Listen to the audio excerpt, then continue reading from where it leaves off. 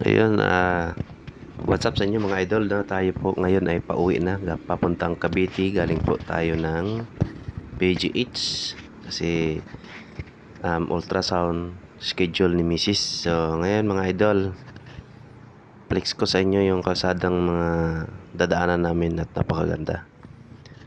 So yun, dito po ito po yung Makapagal. Tayo po ay pabaybay papuntang Asiana. So yan mga idol, medyo i-forward natin ng konti kasi medyo mahaba ang ating video, no?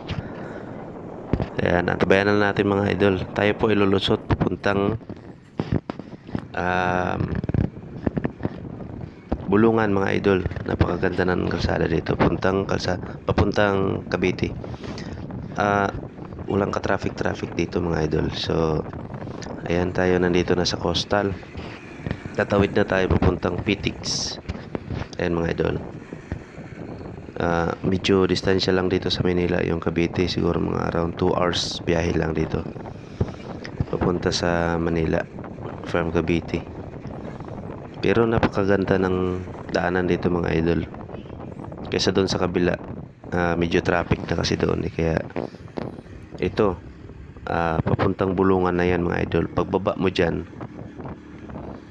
paikot papuntang Bulungan na yan mga idol. Kami ng car wash dyan sa huhulog ka lang ng 5 piso mga idol, malinis na motor mo. Ayan, inaanlawan ko muna bago siya sasabunin mga idol kasi putik talaga Ayan, binubomba mga idol para tanggal yung mga putik kasi grabe yung putik talaga, dikit na sa katawan ng motor.